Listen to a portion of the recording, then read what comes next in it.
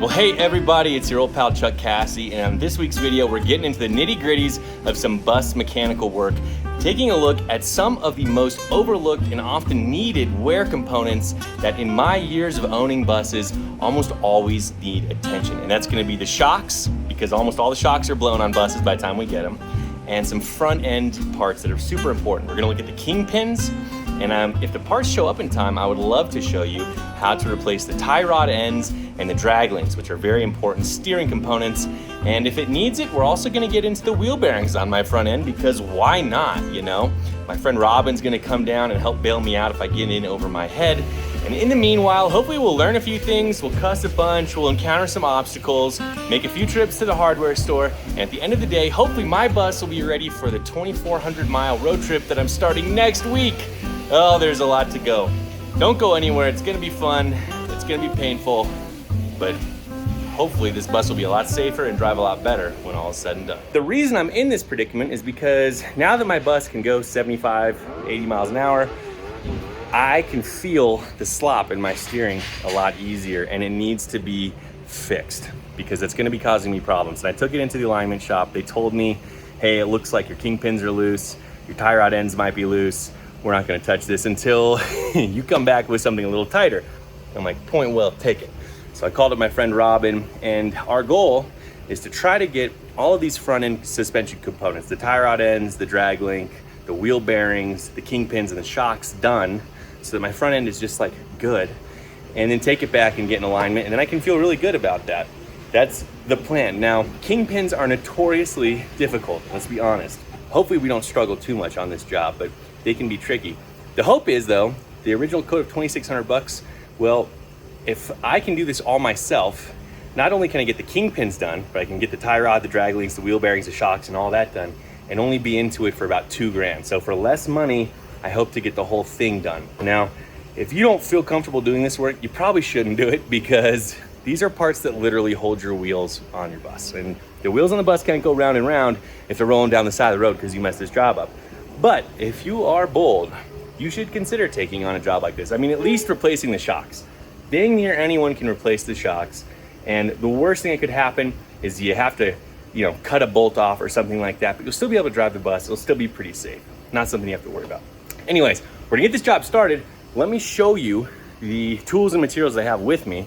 First part of this job is gonna be jacking up the front end. And for that, I have an air over hydraulic bottle jack. This is, I think, what are we rocking? A frickin' 20-ton jack. That should be more than enough. You connect this to an air supply, and it uses the air. Instead of manually jacking it up with this, which you can totally do with a rod, it goes and it jacks it up very quickly. Super nice. This is like 130 bucks on the Amazon. Maybe I'll put a link in there, but you can just Google it. Big red 20-ton air over hydraulic bottle jack. Then I've got these super heavy duty homemade jack stands that I really like, and we're gonna pop those under the axle there, and we'll get this bus off the ground. So that's step one, tools you're gonna need. Whenever I'm about to get under a bus, I always like to have my mechanics creeper with me. This one has seen better days, but it makes every day a little bit better. You know what I'm saying? We've got a bucket full of parts. I got my big wrenches here, a tire pressure gauge in case, a big pry bar. This is just handy to have, and we're gonna actually use that to check for play in various parts of the steering and suspension, because I don't know exactly what all parts are bad. I've bought all the parts I could. I'll take them back if I end up not needing them. Got some big screwdrivers, pliers, blah, blah, blah. Here I've got a set of some impact sockets, because I almost never do heavy bus work without this old Milwaukee big boy impact gun. They're expensive, but they are worth their weight in gold, and they actually have the power to take the lug nuts off of my bus, and that's really handy. I brought my drill in case I have to drill out any bolts, which unfortunately might be a real possibility. And of course, you gotta have a BFH, because there is gonna be some pounding, and that's almost a guarantee. Got a full set of sockets, 3/8 and 1/2 inch, bunch of assorted doodads, you know, whatever, a torque wrench. Now here we've got some really important stuff. I love these GloveWorks gloves. I got big hands, so these are the big kind, but these actually, they go up a little ways. Can I get one out? Probably not one-handed. Let's see, here we go. So they have a little bit more of a cuff on them, which I like, and they're really thick, and they have this nice texture to them. These are awesome. I really, look, I'm a tough guy, but covering my hands in chemicals and grime is just not the thing I want to do. Especially, I'm trying to keep these nails clean.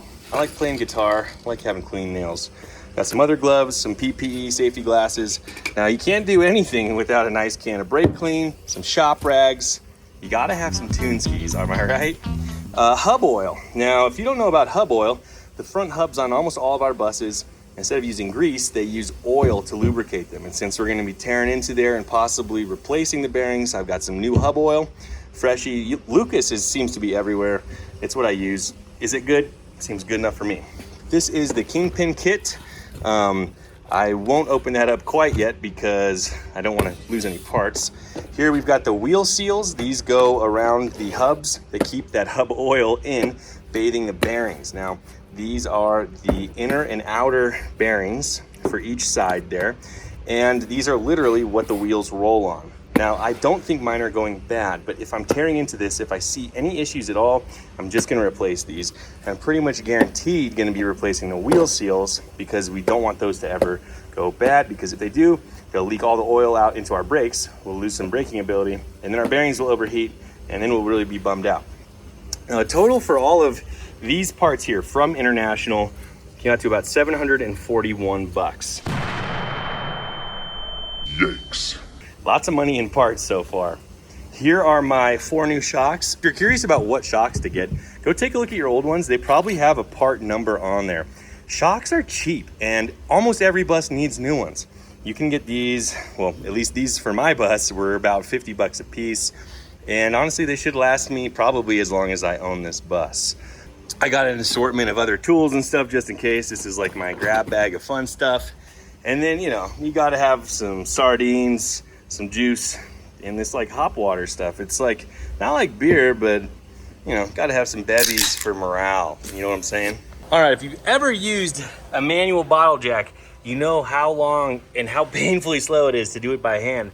And that's why these air over hydraulics are so nice, because check this out.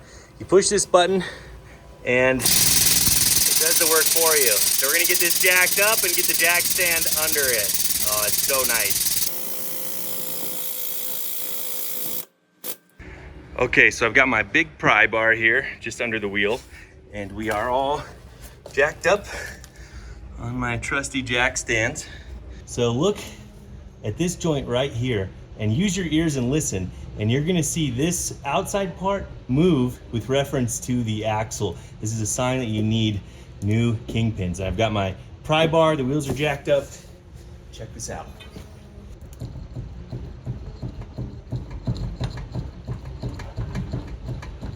You hear that, that's a sign. She's a wiggler. And the other side is too. So we definitely need new kingpins. And that's a test.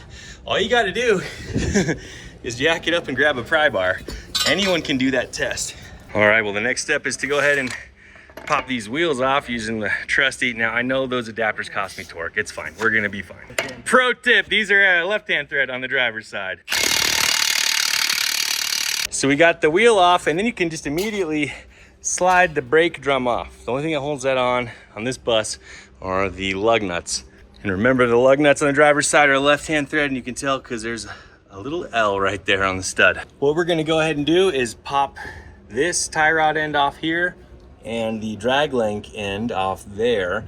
And basically our goal is to just remove as much hardware as we can from the knuckle, which is this device here that holds the hub and the spindle and all of that, to make our lives easier and make it so we can pop this off.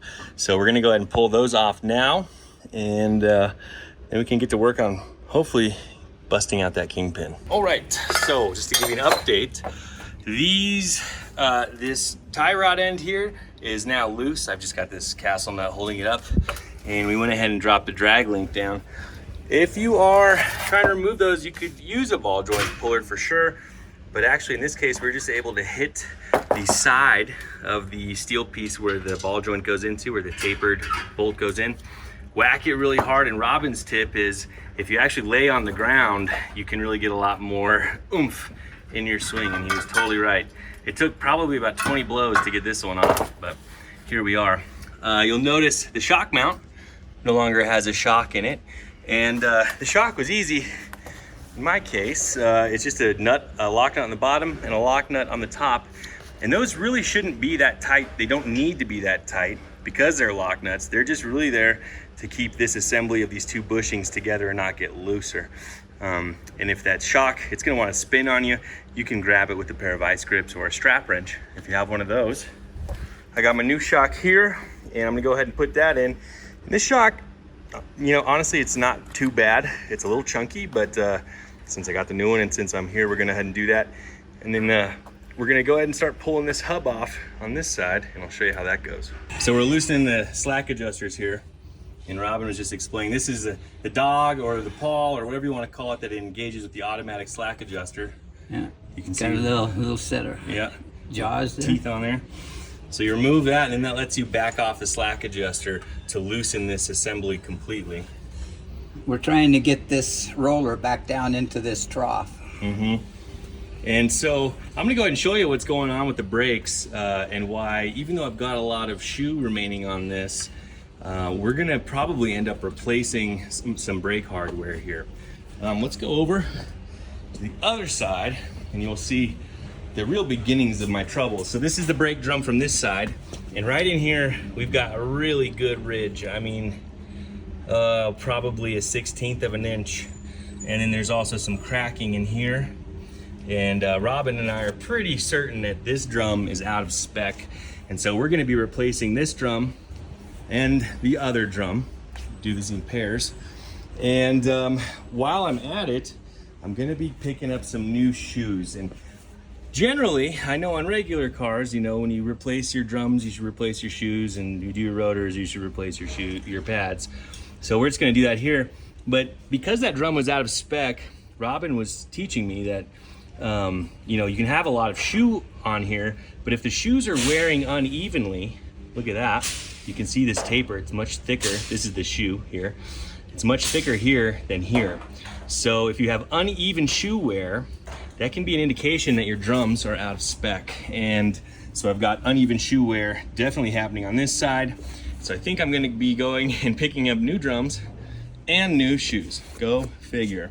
And we have we got the hub off. You can see those are the roller bearings, one of them, and then there's another set of roller bearings that are in here. And the hub is all off, and I think we're just about ready to pull the next hub off. Is that what's? Gotta knock that tie rod end off. Oh yeah, I gotta go knock that tie rod end off on the other side. Yeah. But the Robin here is pulling off. This is literally the hubcap, and what it does is it's got a little port so that you can fill and check your hub oil levels. And once we pull that off, it'll give us access to the lock nuts that hold this whole hub assembly tight. And Robin was telling me if that nut that holds the hub assembly on that we're about to see here in a second, if that's on too tight, you know, there's a tolerance there where you don't want those bearings smashed in. You want those bearings just snugged up. So somebody glued that on there good. Yeah, somebody glued my hubcaps on. So we'll try to get that off. Plastic. Yeah, I might just be getting new hubcaps too. Yep. That's just what it's okay. You got to plan for the unexpected here. That was good glue. Yeah, the blue stuff. Yeah. So if you look in here, there is this lock nut and a cotter pin that hold that on. And this whole assembly, again, it's not held on very tight. I mean, the torque specs on those, what you do is you tighten it to a spec, and that seats everything, and then you back it off to basically just finger tight. Yeah, Rob? I mean, not much. Just a little more. Just a little more than finger tight, and just to keep that assembly tight, because it really should not be getting loose. You know, once it gets loose, that is a sign that your bearings are wearing out, and those need to be replaced. So we got that. Yeah, just a little tap. Little tap on that nut. That one wasn't as tight as the other side, was it? Not really, but close. Yeah. So you tap on that. We're just using a screwdriver and a little mallet. You could use a chisel or something like that if you needed to. And we'll back that off. Zing. Not tight at all. It's crazy. That bolt and nut are what hold the entire front wheel on. It's locked down good with the cotter key. Yeah. It's never gonna loosen.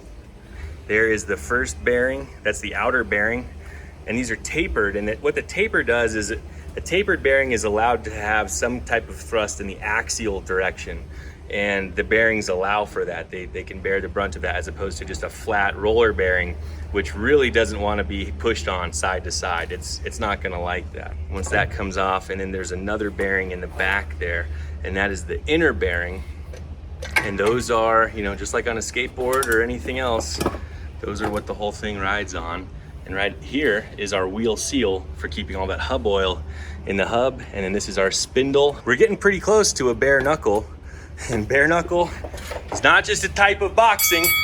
That's what you want when it's time to pull the kingpin. And the kingpin assembly is under this cap here, and it runs down. I'm gonna bang that off and take the shock off.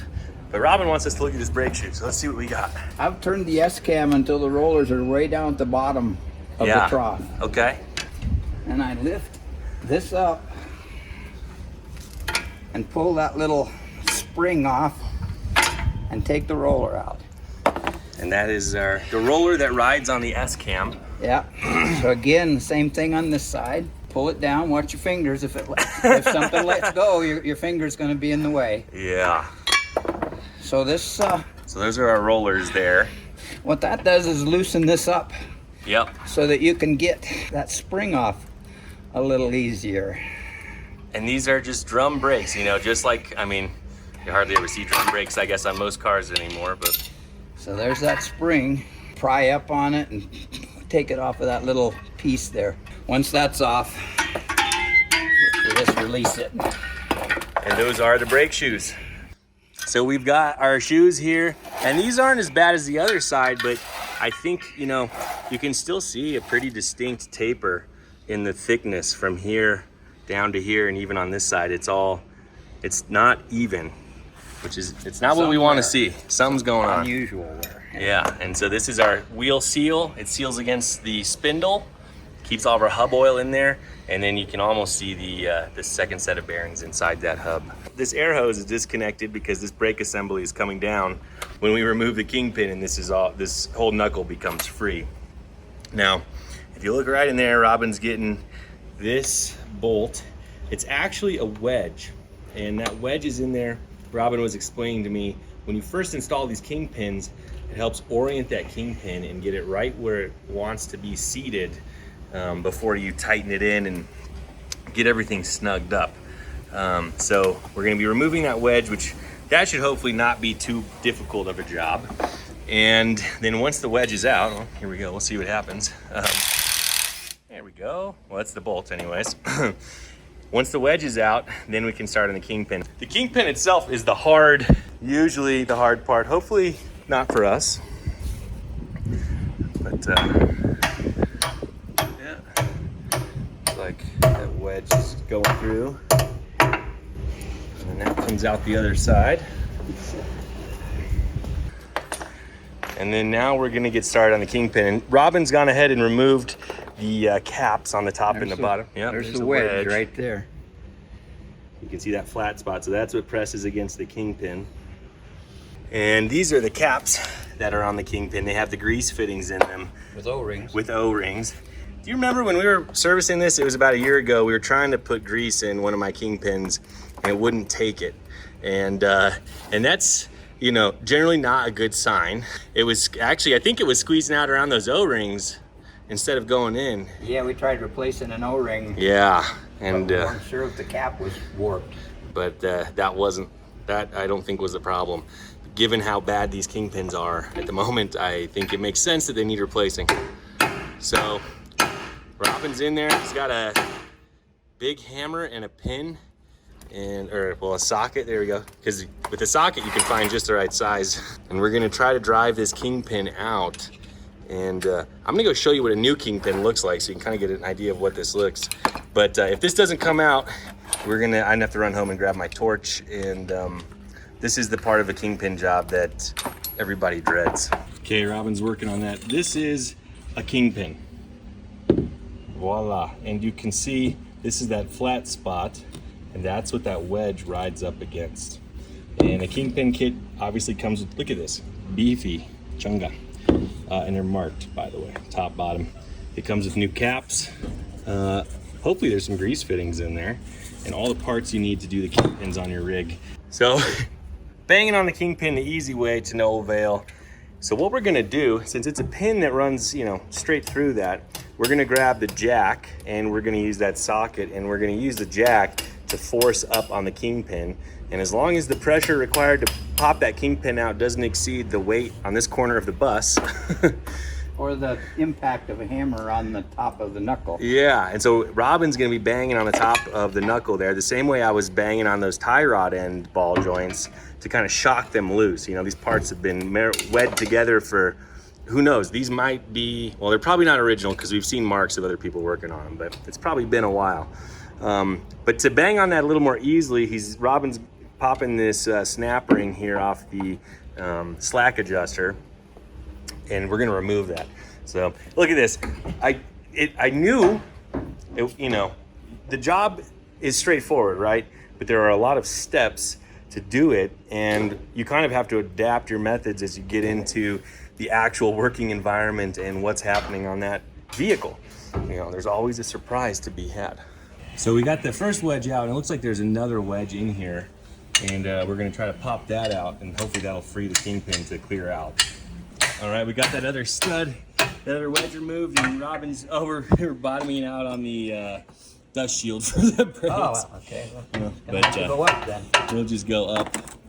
But there was a second wedge up there against the kingpin, and this one, it doesn't appear, well, it's on the inside top. Yeah, on the inside top there, and it appears that it's just a friction fit. It's just something that you would pound into place.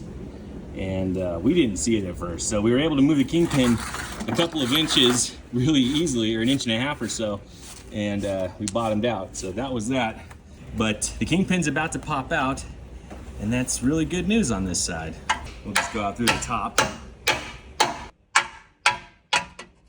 There it goes, just coming out the top here. I'm gonna grab it so it doesn't fall on Robin's head. Yeah, thank you. And when you slide it off, you have to kind of caress it. Yeah, all right. And what's that piece? The thrust. It's a ball bearing. Oh, no kidding. But what it does is it goes on the bottom, and all the weight goes upward, and all the weight of this assembly here rides on that thrust bearing. No When you're turning the wheel back and forth, yeah, this rotates with it. Boy, that seems like something you should maybe replace too. Yes, you do. It comes with the on the top. There's your shim. This is where you adjust it when you're putting it back together. Put everything in, and then you find the shim that fits. Here's 2 of them. There might even be 3 here, but you put in the shim kit, the shim pack, and adjust it to where it's nice and snug. All right, and so that's, here we are with. That's the knuckle, and you can see in there those are the other bushings, just barely. So what we do with those is I mean, sometimes people who are, I've done this. you take your kingpin, and you make a tool out of it to knock the bushing. Oh yeah. Out. But what you need is an old bushing to put on here, and affix it, like weld it. To there, and then you gotta, but we're not hammering in new bushings, so we don't have to be real picky. Yeah. If we were hammering in brass bushings that were tight fit, they just have to be perfect. You could take that old bushing out with a socket, dress it up to where it's just slide through there nice and easy, and then weld it to that kingpin and make yourself an installation tool. But we don't need that because we have these springy ones that collapse and allow it to go in and then spread back out and allow the kingpin to go inside. That is cool. There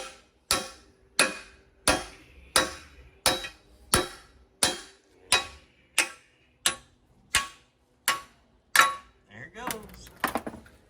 And so that was a solid bushing. Is that what is that?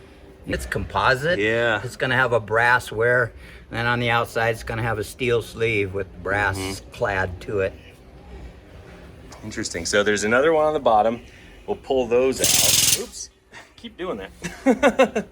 Taking fire.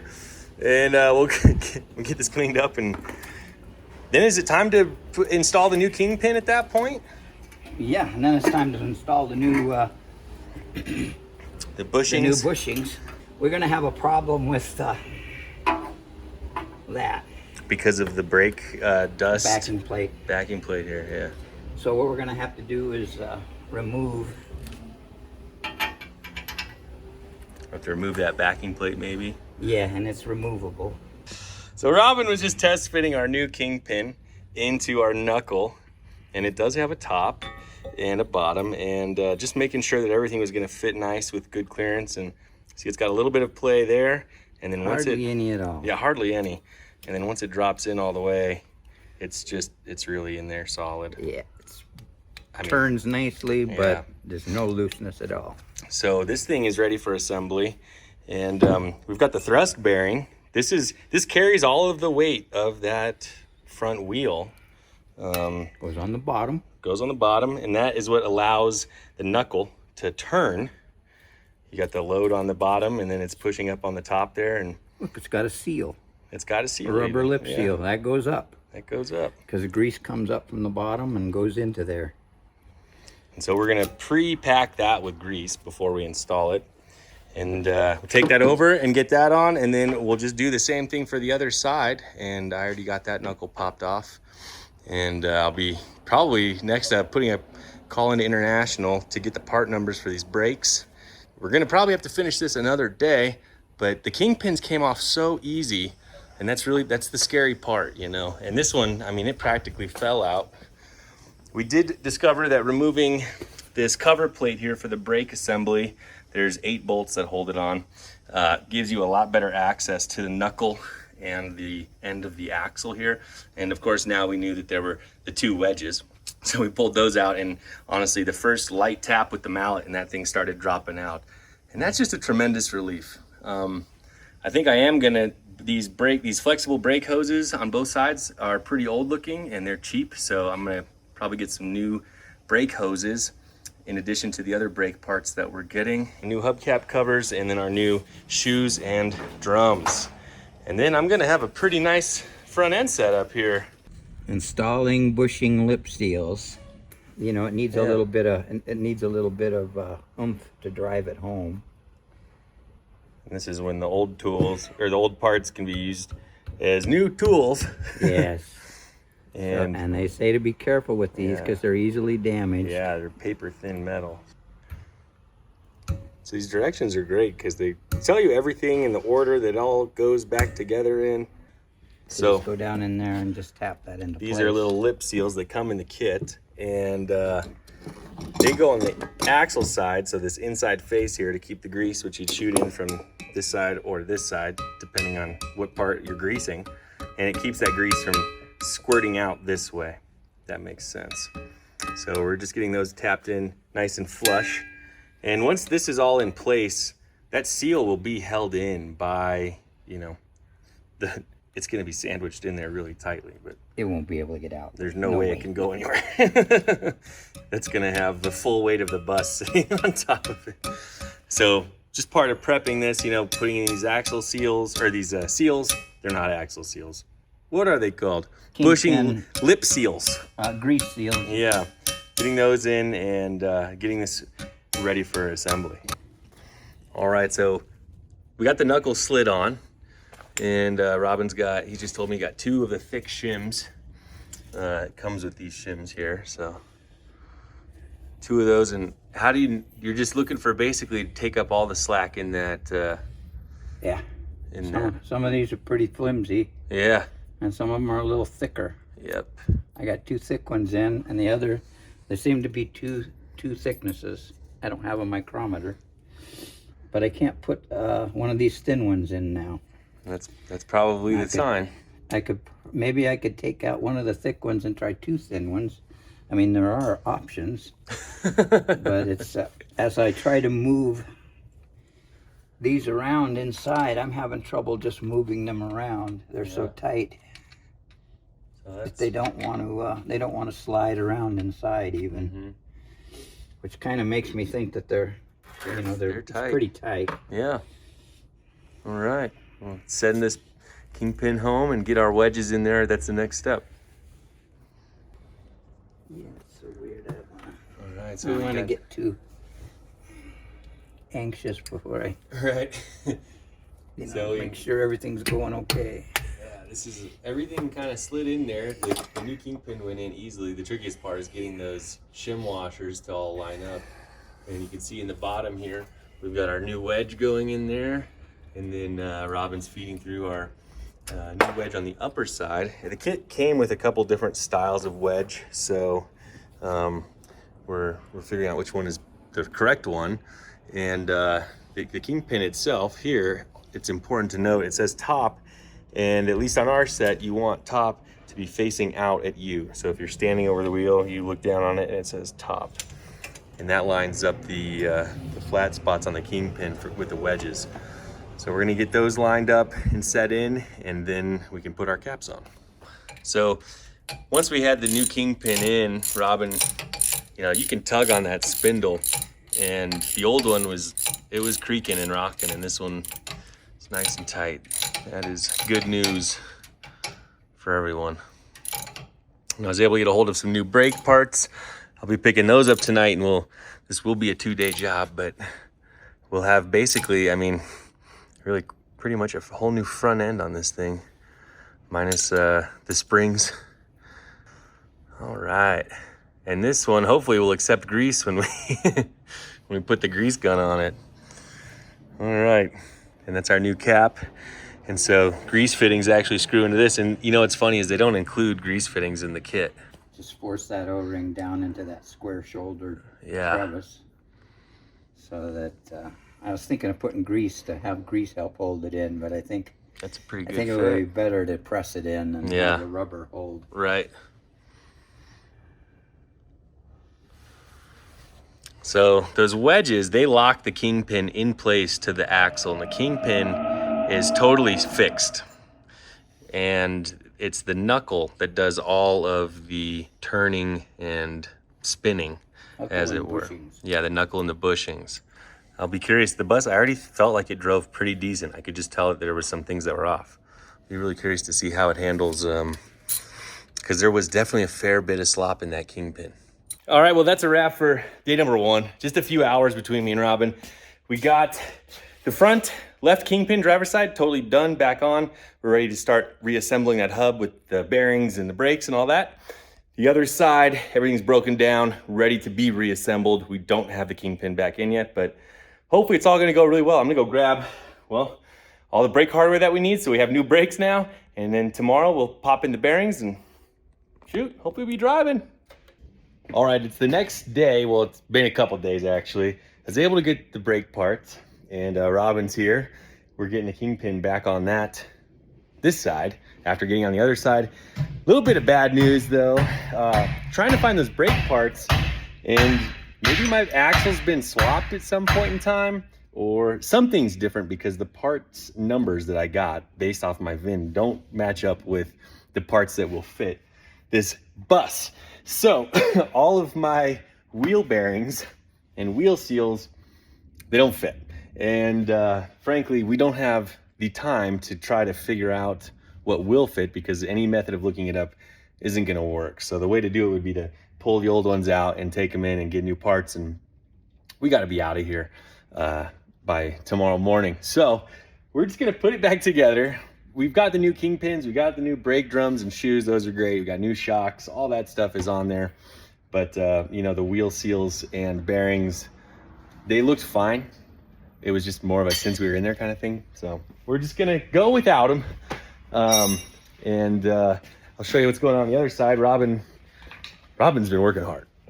So you can see we got our new brake drum hardware, or brake shoes, brake hardware, the new hardware kit that came with it. And we've got some shiny new drums over here too to go with the whole assembly. Got the new shocks and the brake lines too, the air lines there. And these are the new drums that were very hard to find, and they'll be going on next. And if you look through there, whoop, there's a new kingpin going in. So we got this side, so both sides are ready for the hubs, and after the hubs we will put our new brake drums on, and then the wheels. And somewhere in there, I got to hook back up our drag link, and yeah, it's on the ground right there. Hook up our drag link and our tie rod on, and this thing will be drivable. Meanwhile, I'm messing around with the shocks on the back. They were totally shot. To be expected. So we got our new grease Zerk fittings on here, and there's one on the top and the bottom. So we're gonna go ahead and get these all greased up. And this is probably, you know, lack of grease. It's probably why we're having to see right here. Yeah. Let's squeeze out there. And then we know that we've got it greased all the way through that bore. And then same thing on the bottom. This one has a little more because if you recall, we've got our thrust bearing right there. And Robin, you already packed that bearing full of grease before we installed it. Yeah, I pre-packed it. So, and we're out of grease here. So. All right, we'll grab a fresh tube of grease, but we're gonna get that filled with grease. New cartridge. All right, I got our, whoop, got our new shocks on the back there. The old ones, I think if they weren't original, they were close to it, but these are supposed to have some rebound to them. And if you look, I can, well, it's bottomed out and it's not coming back out. Yeah, I think those shocks are done. Gas. Yeah. Gas shocks rebound. Yeah, and then we've got our new hubcap on there, and this one's a little bit of an improvement because it's actually got a little sight glass, so you can see your hub oil level, and it has a nice little fill port right on the top there. This is our hub assembly. Robin just got that back on, so what's it? Is it time for our brake drums and our? Yeah. Okay. These brake drums here, they weigh about probably 80 pounds or so, and they go on and they're just held on by the wheel and the lug nuts. So here we go. Yep.